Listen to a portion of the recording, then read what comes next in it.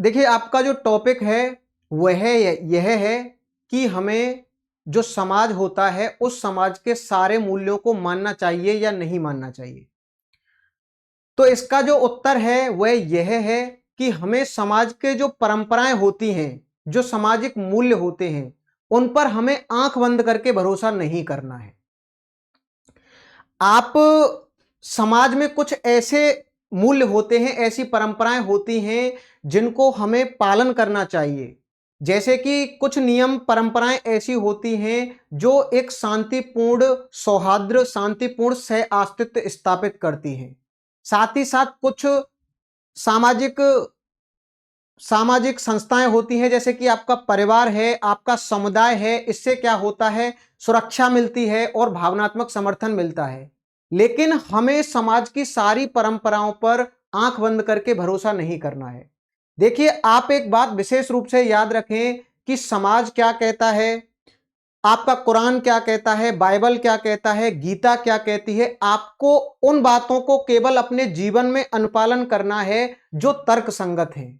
आप इनमें से किसी भी बात को मत मानिए, यानी कि जो सिद्धांत हैं उनको आप तर्क की कसौटी पर कसिए।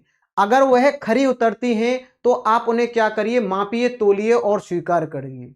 यानी कि आपको विशेष रूप से समाज की उन बातों को मानना है जो क्या नहीं है, किसी इंसान को हानि नहीं पहुंचाती हैं, जो अन्यायपूर्ण नहीं है, जो क्रूर नहीं है। ठीक है। अगर आप समाज में बदलाव लाने की क्षमता नहीं रखते हो तो वह समाज कभी प्रगति नहीं कर सकता है। साथ ही साथ कई सारी सामाजिक परंपराएं ऐसी होती हैं जो गलत होती हैं, लेकिन वहां पर हमें अपने अंतरात्मा की जो आवाज होती है उससे फैसले लिए जाते हैं। तो देखिए, आपके लिए मैं बता देता हूं, ऐसे कई सारे भारत में उदाहरण हैं, भारतीय समाज में उदाहरण हैं, भारतीय इतिहास में उदाहरण हैं जो कि बिल्कुल गलत थे, जो कि बहुत ही क्रूर थे, अमानवीय थे। आप जैसे कि देखेंगे कि आज भी दुर्भाग्य से ऐसी बहुत सारी चीजें हैं जो भारतीय समाज में गलत हैं, उनको हमें नहीं मानना चाहिए। जैसे कि आपने नाम सुना होगा सती प्रथा का। सती प्रथा के बारे में आप सभी ने सुना होगा। भारतीय इतिहास में इससे क्रूर, इससे जघन्य और इससे अमानवीय कोई घटना नहीं थी। यह एक बहुत ही निर्दयी प्रथा थी। सती प्रथा में क्या होता था कि किसी का पति अगर मर जाता था तो साथ ही साथ उसकी जो पत्नी होती थी उसको सती या देवी का दर्जा दिया जाता था समाज के द्वारा, और उसको उसी पति के साथ उसी चिता पर कभी कभी इतिहासकार बताते हैं कि रस्सियों से बांध दिया जाता था। तो आप एक बात का अंदाजा लगाइए, आप कभी जैसे कि मान के चलिए आपके आसपास कभी कोई मृत्यु होती है, आप शमशान घाट जाते हैं, वहां पर जब चिता का समापन होता है तो उसके चारों ओर परिक्रमा करते हैं। तो आप उस चिता से अंदाजा लगा सकते हैं कि उसका जो तापमान होता है, आप वह कैसा होता है, बहुत ही असहनीय होता है। तो एक जिंदा जो नारी है उसको उसके पति के साथ उसे क्या कर देना, रस्सियों से बांध दिया जाता था। ऐतिहासिक स्रोत यह भी बताते हैं कि उसको जो गीली लकड़ियां होती थी या वजन से उसको ढक दिया जाता था। कभी कभी क्या होता था, जो स्त्री होती थी वह यानी कि आग की वजह से उसको कितना दर्दनाक इजहार महसूस होगा, आप इस बात का अंदाजा लगाइए, तो वह उससे भाग जाती थी। लेकिन जो समाज होता था, उनके रिश्तेदार होते थे, उनके जो पारिवारिक लोग होते थे, जबरदस्ती उसको क्या करते थे, उस चिता में जबरदस्ती धक्का देते थे जोर जोर से। कहीं ऐतिहासिक स्रोतों में यह भी है कि उसकी जो चीख पुकार है वह सुनाई ना दे, इसीलिए उसे क्या किया जाता था, ढोल नगाड़े के साथ यानी कि मंत्रों के जाप के साथ यह यानी कि जो सती प्रथा की परंपरा थी इसको किया जाता था। और कभी कभी क्या किया जाता था कि जो महिला होती थी उसको अर्ध बेहोशी की अवस्था में लाने के लिए उसे भांग या अफीम जैसा नशा कराया जाता था। तो आप इस बात का अंदाजा लगाइए कि क्या हमारा समाज सारी चीजों को बिल्कुल सही सही परंपराएं चली आ रही हैं। अगर सती प्रथा जो थी वह भी भारतीय समाज की एक परंपरा थी, उसे धार्मिक और सामाजिक मान्यता थी, लेकिन वह बहुत ही क्रूर, अमानवीय और निर्दयी प्रथा थी। ऐसी केवल एक प्रथा नहीं है, सामाजिक परंपराएं, कई सारी सामाजिक परंपराएं वर्तमान में भी गलत हैं। जैसे कि आप देखेंगे कि जो जो जाति व्यवस्था है, आप एक बात का अंदाजा लगाइए कि जाति के आधार पर किसी व्यक्ति को मंदिर में प्रवेश नहीं करने दिया जाता है। जाति के आधार पर सार्वजनिक कुएं या हैंडपंप से पानी नहीं पीने दिया जाता है। यानी कि ऐसी कई सारी चीजें हैं, जैसे कि गांव में आपने देखा होगा मृत्यु भोज होता है या फिर कोई भी अन्य भोज होता है, तो जो गांव में निम्न जाति के लोग होते हैं, जो दलित होते हैं, उनको सबसे बाद में निमंत्रण दिया जाता है और लगभग 4 या 5 बजे के आसपास उनके लिए क्या किया जाता है, वो भोजन करने के लिए आते हैं। तो आप थोड़ा सा, जो सामाजिक मान्यताएं हैं वो इतनी ज्यादा रूढ़िबद्ध और कट्टरपंथी विचारों से भरी होती हैं, जब तक आप उन पर अपने ज्ञान और तर्क रूपी हथौड़े से प्रहार नहीं करेंगे तब तक आप उनकी जंजीरों को नहीं तोड़ पाएंगे। तो देखिए, आप तर्क संगत सोचिए, आप वैज्ञानिक दृष्टिकोण से आप सोचेंगे तो आप तभी इन सारी चीजों का क्या कर पाएंगे, निराकरण कर पाएंगे। तो मैं आपसे यह बिल्कुल नहीं कह रहा हूं कि आप अपने अंदर इतना साहस पैदा करिए कि समाज में क्रांति लाइए और बदलिए, लेकिन आप अपने अंदर इतना साहस पैदा करिए कि आप इन जो सामाजिक परंपराएं हैं, जो रूढ़िवादी परंपराएं हैं, उनसे आप असहमत होने का साहस पैदा करिए। क्योंकि जब व्यक्ति धर्म और सामाजिक परंपराओं से संचालित होने लग जाता है तो वह आग के गोलों पर चलने लग जाता है और कहता है कि बाबा की कृपा है।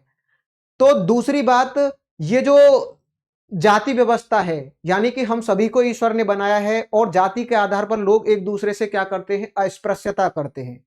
तो समाज में ऐसी कई सारी परंपराएं हैं, ऐसी कई सारी सामाजिक मान्यताएं हैं जो बिल्कुल क्या हैं, अतार्किक हैं, जो क्या करती हैं, अमानवीय हैं, जो प्रतिगामी हैं, जो दर्दनाक हैं। तीसरी आप देखेंगे कि भारतीय समाज में जैसे कि बाल विवाह, बाल विवाह भी कैसी है, बाल विवाह में क्या होता है, खास करके जो महिलाएं होती हैं उनके स्वास्थ्य पर बहुत ज्यादा प्रभाव पड़ता है, उनकी शिक्षा जो होती है वह रुक जाती है। साथ ही साथ आप देखिए दहेज प्रथा, दहेज प्रथा भी भारतीय समाज में, भारतीय परंपरा में खूब ज्यादा आपने देखा होगा प्रचलन में है। लेकिन आप एक बात का अंदाजा लगाइए कि क्या दहेज प्रथा बिल्कुल सही है? दहेज की वजह से 2017 से 2022 तक औसतन लगभग 7,000 दहेज हत्याएं हुई हैं। तो दहेज प्रथा की वजह से कई सारे जो मध्यम वर्गीय परिवार होते हैं वह आर्थिक बोझ में चले जाते हैं, जिसकी वजह से उनको भारी नुकसान होता है। जैसे कि आप देखिए भ्रूण हत्या, भ्रूण हत्या भी एक जो सामाजिक परंपरा है भारतीय समाज में, यह भी क्या है, एक गलत परंपरा है। आप अगली चीज देखिए कि जो अत्यधिक दिखावा होता है, बेफजूल की खर्ची होती है, जैसे कि जो समाज में जो शादी विवाह होते हैं, आप एक बात सोचिए कि कोई इंसान है वह ज्यादा से ज्यादा 4 या 5 आइटम खा करके अपना पेट भर सकता है, लेकिन 56 तरीके के व्यंजन बनाने की आवश्यकता होती है। इसके अलावा साथ ही साथ न जाने कितनी ही ऐसी भारतीय समाज में परंपराएं हैं जो वास्तविकता में गलत हैं। तो ऐसा नहीं है, आपको अपने विचारों से क्रांति नहीं लानी है, बस ये है कि थोड़ा सा जो अंधविश्वास से संचालित चीजें हैं उनको आप अपने अंदर ही असहमत होने की क्षमता डालिए। लेकिन एक बात और समझिए, जो भारतीय समाज है, सबसे बड़ा धर्म होता है समाज के लिए पैसा, सबसे बड़ी जाति होती है पैसा। आप आपने नाम सुना होगा मायावती का। तो जो यूपी प्रांत है उसकी मुख्यमंत्री रह चुकी है मायावती। जब मायावती तत्कालीन सीएम थी उस टाइम पर न जाने कितने उच्च जातियों के लोगों ने जाकर के वहां पर नतमस्तक किया था, साथ ही साथ उनके यहां पर भोजन किए थे। तो जो समाज होता है, समाज में जो वर्चस्व वाला होता है, शक्ति वाला होता है, जिसके पास शक्ति होती है, सामर्थ्य होती है, उसके लिए भले ही सामाजिक परंपराएं रखी की रखी रह जाती हैं, लेकिन जो गरीब होता है उसके लिए जो सामाजिक परंपराएं होती हैं वह हावी हो जाती हैं। तो समाज संचालित होता है किससे? पावर से और पैसे से। आपके लिए एक बात और बता देता हूं कि जो भारतीय समाज के अंदर एक व्यक्ति हुए थे, 1543 में उन्होंने एक सिद्धांत दिया था, हेलियोसेंट्रिक अवधारणा। लेकिन समाज और धर्म के आधार पर, यानी कि उस समय चर्च का बहुत ज्यादा बोलबाला था, तो चर्च की जो मान्यता थी वह थी क्या थी कि जो ब्रह्मांड है उसके केंद्र में पृथ्वी है। लेकिन जो कोपरनिकस थे उन्होंने 1543 में एक सिद्धांत दिया था, सूर्य केंद्रीय सिद्धांत, और बताया था कि जो ब्रह्मांड है उसके केंद्र में पृथ्वी नहीं बल्कि सूर्य है। उन पर धार्मिक शिकंजा कसा गया था और उनको आजीवन अपने घर में नजरबंद किया गया था, यानी कि एक तरीके से समझ सकते हैं उम्र कैद। लेकिन बाद में वो सारी चीजें सही पाई गई थी और उसके केंद्र में सूर्य निकला गया था। तो आप बताइए कि उस समाज ने उस व्यक्ति के साथ कितना गलत किया था। आप देखिए कि विकासवाद का सिद्धांत था, डार्विन महोदय ने दिया था, समाज ने उन पर ना जाने कितनी सामाजिक प्रताड़नाएं, धार्मिक प्रताड़नाएं और कानूनी चुनौतियों का उनके द्वारा सामना करना पड़ा था।